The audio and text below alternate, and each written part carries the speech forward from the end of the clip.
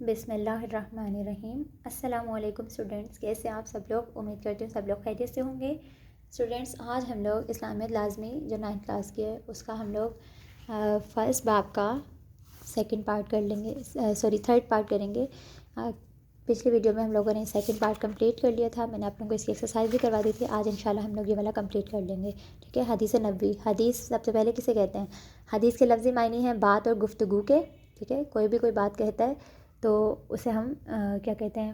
حدیث بول دیتے ہیں۔ لیکن شرعی اسلام اس طرح میں وہ قول اور عمل جس کی نسبت نبی کریم صلی اللہ علیہ وآلہ وسلم کی طرف ہو، حدیث کہلاتا ہے، ٹھیک ہے۔ ویسے تو عربی میں حدیث اسے کہتے ہیں کہ کسی کی بات یا گفتگو کو، لیکن شرعی اسلامی کے لیے اگر ہم دیکھیں تو وہ جس بات کی نسبت نبی کریم صلی اللہ علیہ وسلم سے ہو اسے حدیث کہا جاتا ہے، ٹھیک ہے۔ یعنی نبی کریم صلی اللہ علیہ وآلہ وسلم کے اقوال، افعال اور تقریر، یعنی کوئی ایسا کام جو آپ صلی اللہ علیہ وآلہ وسلم کی موجودگی میں کیا گیا اور آپ صلی اللہ علیہ وسلم نے اس پر خاموشی اختیار فرمائی ہو، کا مجموعہ حدیث نبوی کہلاتا ہے، ٹھیک ہے۔ اس کے بعد حدیث نبوی کی اہمیت اور فضیلت۔ نبی کریم صلی اللہ علیہ وآلہ وسلم کی احادیث مبارکہ دین کی تعلیمات کا سرچشمہ اور رشد و ہدایت کا ذریعہ ہے۔ نبی کریم صلی اللہ علیہ وآلہ وسلم کی بعثت کے مقاصد، بعثت کہتے ہیں جب وہ رسول مبعوث ہوئے تھے، ٹھیک ہے۔ 40 سال کی عمر میں ان کی بعثت کا اعلان ہوا تھا۔ نبی تو وہ شروع سے تھے، لیکن بعثت کا اعلان کب ہوا تھا؟ 40 سال کی عمر میں۔ بعثت کے مقاصد میں سے اہم ترین مقصد قرآن مجید کی تشریح و تفسیر اور اس کا عملی نمونہ فراہم کرنا ہے، ٹھیک ہے۔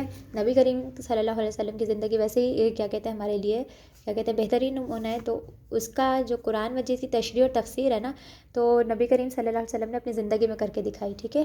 قرآن مجید کی تعلیمات کو سمجھنے کے لیے حدیث نبوی اہم ذریعہ ہیں۔ بطور مسلمان ہمارے لازم ہے کہ ہم نبی اکرم صلی اللہ علیہ وسلم کی احادیث کو اپنی زندگی کے لیے عملی نمونہ بنائیں۔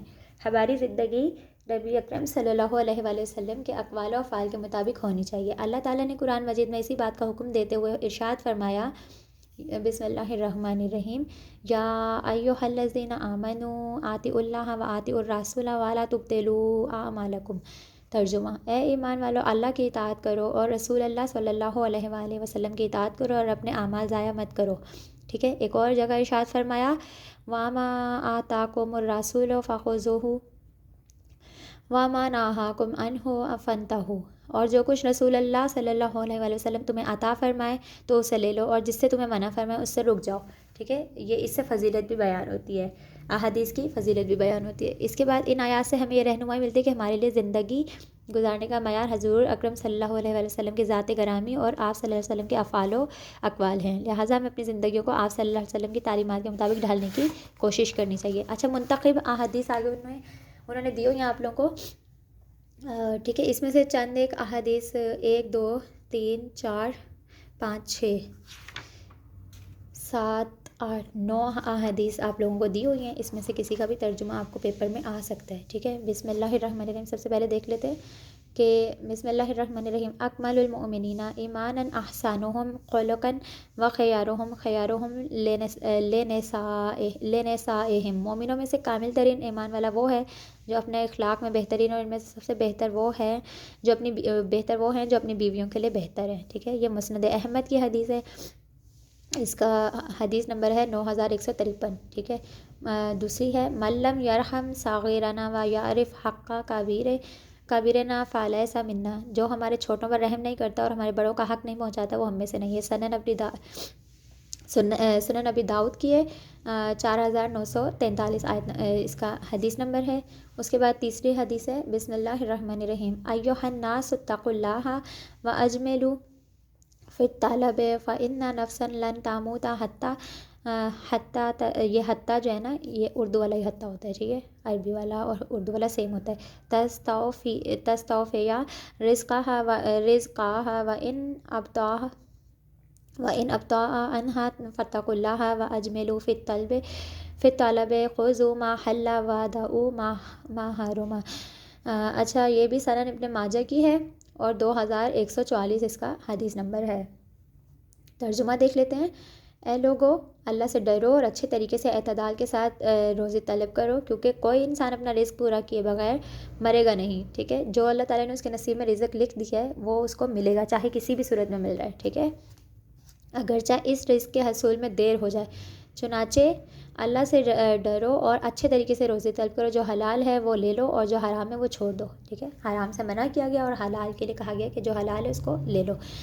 چوتھی حدیث ہے من احب ان یبسط لہ فی رزقہ وینسأ لہ فی اثرہ فلیصل رحمہ، یہ صحیح مسلم کی حدیث ہے، 6524 نمبر اس کا حدیث نمبر ہے۔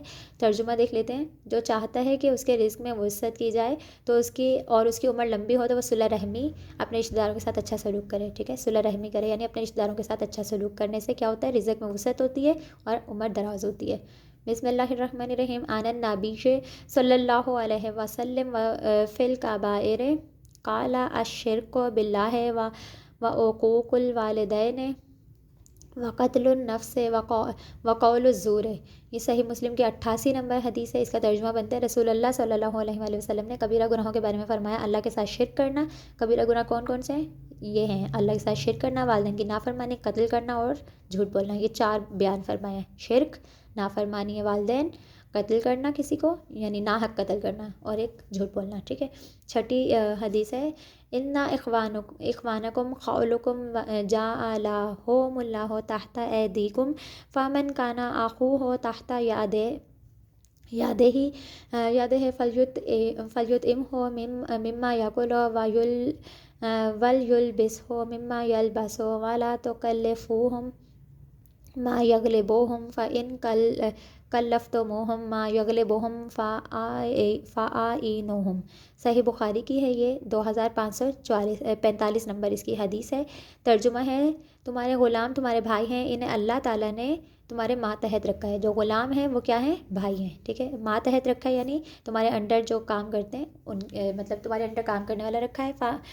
چنانچہ جس شخص کا بھائی اس کے ماتحت ہو اسے چاہیے کہ اسے وہی کھلائے جو خود کھاتا ہے، مطلب اپنے غلاموں کو یا جو اپنے ملازم ہیں، جو آپ کے گھر کے نوکر ہیں، انہیں بھی وہ کھلائیں جو آپ خود کھاتے ہیں، اسے وہی لباس پہنائیں جو آپ خود کھاتے ہیں یعنی جو وہ خود پہنتا ہے، اور ان سے وہ کام نہ لو جو ان کی طاقت سے زیادہ ہو۔ مطلب اکثر ایسا ہوتا ہے، بلکہ ہمارے یہاں اس سوسائٹی میں بلکہ کامن ہو گیا ہے کہ بچوں سے ہم لوگ بڑے بڑے کام، ہمارے یہاں جو چائلڈ لیبر ہے اس کا بہت زیادہ اضافہ ہوتا جا رہا ہے ہمارے پاکستان میں، اسپیشلی چائلڈ لیبر کا، اور جو بزرگ حضرات ہیں وہ بھی کام کرتے ہوئے نظر آتے ہیں، مطلب جن کی داڑھی سفید ہو جاتی ہے، سفید ریش ہو جاتے ہیں، وہ بھی کام کر لیتے ہیں، حالانکہ ان سے کام نہیں کروانا چاہیے، لیکن غربت ہے تو لوگ کرواتے ہیں اور وہ لوگ بھی کر لیتے ہیں پیسے کی خاطر، تو ان سے، لیکن حدیث میں اس چیز کا منع کیا گیا کہ ان سے وہ کام نہ لو جو ان کی طاقت سے زیادہ ہو، اور اگر ایسے کام کی انہیں زحمت ہو تو خود بھی ان کا ہاتھ بٹاؤ۔ اگر بالفرض ہم لوگوں نے بچوں سے یا بوڑھوں سے یا کوئی ایسا بندہ ہے جس سے آپ بہت زیادہ کام کروا رہے ہیں حالانکہ اس کی ہمت سے زیادہ ہے، تو اس میں یہ حکم ہے کہ اگر چلو تم کروا ہی رہے ہو تو کم از کم ان کا ہاتھ بٹا دو، ٹھیک ہے۔ اچھا 7ویں حدیث ہے من افتیا بغیر علم کان اسمہ اعلی من افتاہ ومن اشار اعلی اخیہ بامر یعلم ان الرشد فی غیرہ فقد خانہ، یہ سنن ابی داؤد کی 3657 نمبر حدیث ہے۔ اس کا ترجمہ بنتا ہے جس شخص کو کسی نے علم کے بغیر فتویٰ دیا تو علم عمل کرنے والے کا گناہ فتویٰ دینے والے پر ہوگا، ٹھیک ہے۔ مطلب ہمارے یہاں بہت زیادہ کامن ہے، خصوصاً پاکستان کی ہی ہم بات لیتے ہیں، ہم باہر کیوں جائیں، اپنے ملک کی ہم لوگ خامیاں دیکھ لیتے ہیں کہ ہمارے ملک میں بلکہ ہر گھر میں ہی، ہمارے پاکستان میں اسپیشلی ہر گھر میں ڈاکٹر اور ایک مولوی ضرور موجود ہوتا ہے، ٹھیک ہے۔ اس نے اور کچھ نہیں کرنا ہوتا تو فٹافٹ فتویٰ ہی صادر کر دیتا ہے اگلے بندے پر کہ جی آپ نے ایسا کر لیا تو آپ جہنمی ہو گئے، ایسا کر لیا تو جنتی ہو گئے، ایسا کر لیا تو یہ ہو گیا، ایسا کر لیا تو ویسا ہو گیا۔ تو اس میں حدیث میں ممانعت ہے اس چیز کی، مطلب رسول نے منع کیا ہے کہ جس شخص کو کسی نے علم کے بغیر فتویٰ دیا، مطلب علم نہیں ہے آپ کے پاس اور پھر بھی آپ فتویٰ جھاڑ رہے ہیں، تو جو عمل کر رہا ہے نا اس کا گناہ فتویٰ دینے والے پر ہوگا، اور جس نے اپنے بھائی کو کوئی ایسا مشورہ دیا جبکہ اسے علم تھا کہ بھلائی اس کے علاوہ ہے تو اس نے خیانت کی، مطلب یہ کہ کسی نے آپ سے مشورہ لیا، ٹھیک ہے، آپ لوگ جانتے تھے کہ اگر آپ یہ بات اس کو اس بات کرنے سے منع کریں گے تو اس کا نقصان اس کا فائدہ ہوگا، لیکن پھر بھی آپ جو ہے اس کو کہہ رہے ہیں بھائی آپ کر لو، تو یہ اس کے ساتھ آپ خیانت کر رہے ہیں، ٹھیک ہے۔ تو اس میں آپ لوگوں کو خیال کرنا چاہیے۔ اچھا 8 نمبر حدیث دیکھ لیجیے، الحیاء لا یاتی الا بخیر، صحیح مسلم کی 37 نمبر حدیث ہے یہ. حیا سے ہمیشہ بھلائی پیدا ہوتی ہے. ٹھیک ہے، بے حیائی سے بھلائی پیدا نہیں ہوتی، حیا سے ہوتی ہے. ہمیشہ یہ یاد رکھیے گا، حیا میں بھلائی ہے. چاہے وہ لڑکی ہے، لڑکا ہے، عورت ہے، مرد ہے، کوئی بھی ہے. ٹھیک ہے، ہر کسی کو حیا رکھنی چاہیے. مردوں کو آنکھوں میں حیا رکھنی چاہیے، عورت کو بھی با حیا ہونا چاہیے، با پردہ ہونا چاہیے. اسی میں بھلائی ہے. جب بے پردگی ہوگی تو ظاہر ہے معاشرے میں خرابیاں پیدا ہوں گی. اللہم انی اسألک علما نافعا ورزقا طیبا وعملا متقبلا. سنن ابن ماجہ کی حدیث ہے 925 نمبر. ترجمہ: اے اللہ مجھے اے اللہ بے شک میں تجھ سے فائدہ دینے والا علم، حلال روزی اور قبولیت والا عمل مانگتا ہوں. صحیح مسلم کی حدیث ہے، آپ آگے دیکھ لیتے ہیں. بسم اللہ الرحمن الرحیم.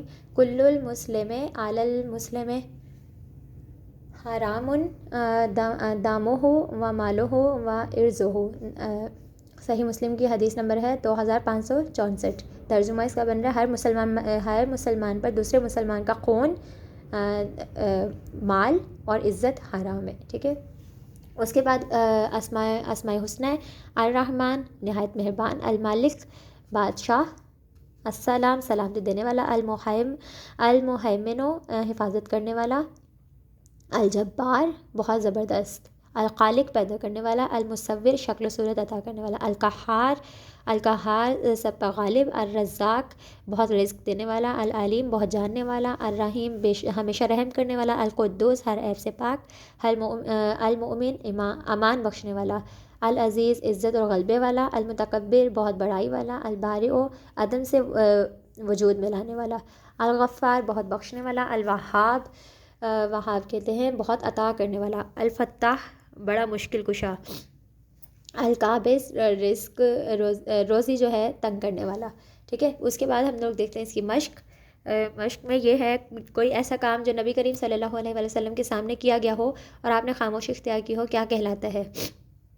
قول کہلاتا ہے. ٹھیک ہے، اس کے بعد قرآن مجید کی توضیح و تشریح کا پہلا عملی ماخذ ہے حدیث نبوی، عمل اہل بیت، عمل صحابہ یا عمل تابعین. حدیث نبوی آ جائے گا. حدیث مبارک کے مطابق رزق میں وسعت ہوتی ہے صلہ رحمی سے. غلط مشورہ دینے والے کو قرار دیا گیا ہے خیانت. ٹھیک ہے، غلط مشورہ دینے کو خیانت قرار دیا گیا. گناہ کبیرہ میں سے ہے بخل، فضول خرچی، والدین کی نافرمانی یا اونچا بولنا. والدین کی نافرمانی. مختصر جوابات آ جاتے ہیں. حدیث سے کیا مراد ہے یہ آپ لوگوں کو میں نے یہ ٹوٹلی بتایا ہے، اور اس کے اب جب میں آپ کو پوری ریڈنگ کروا دوں تو اس کا یہ مطلب ہے کہ مختصر جواب آپ کو خود بنانے چاہیے. ٹھیک ہے، حدیث کا یہاں سے آپ لوگ نکال لیجیے گا، اس کا آنسر بن جائے گا. اس کے بعد ہے حضور اکرم صلی اللہ علیہ وسلم نے عمدہ اخلاق والا کسے قرار دیا ہے. ٹھیک ہے، یہ حدیث میں سے دیکھیے گا آپ کہ عمدہ کا اخلاق والا کون ہے. ٹھیک ہے، یہ پہلی حدیث میں سے آپ کا آنسر بن جائے گا. اس کے بعد حدیث کی اہمیت سے متعلق قرآن مجید کی ایک آیت کا ترجمہ. یہ دو آیات آپ کو گیون ہیں، ان میں سے کسی ایک کا ترجمہ آپ کر سکتے ہیں. اس کے بعد نبی کریم صلی اللہ علیہ وآلہ وسلم نے غلط فتویٰ دینے کو کس طرح مذمت کی. یہ آپ لوگوں کے 7ویں حدیث کا ترجمہ آپ لوگوں کا یہاں سے یہاں تک بن جائے گا. ٹھیک ہے، رزق حلال سے متعلق حضور اکرم صلی اللہ علیہ وآلہ وسلم نے کیا ارشاد فرمایا؟ رزق حلال یہ ایک منٹ، ہاں اس کا یہی والا آ جائے گا. ٹھیک ہے، اے اللہ بے شک میں تجھ سے فائدہ دینے والا علم، حلال روزی اور قبولیت والا عمل مانگتا ہوں. ٹھیک ہے، اس کا یہ ہو جائے گا. اس کے بعد تفصیلی ہے جواب. اس کے بعد حدیث نبوی کی ضرورت اور اہمیت. یہ آپ لوگوں نے یہ اہمیت بتا دی، یہ اہمیت انہوں نے دی ہوئی ہے، اور اسی میں سے ضرورت نکل آئے گی. اہمیت میں سے ہی ضرورت نکلے گی. ٹھیک ہے، کہ کیوں اہم تھی، اسی میں سے ضرورت نکل آئے گی. ٹھیک ہے، تھینکس فار واچنگ. اللہ حافظ.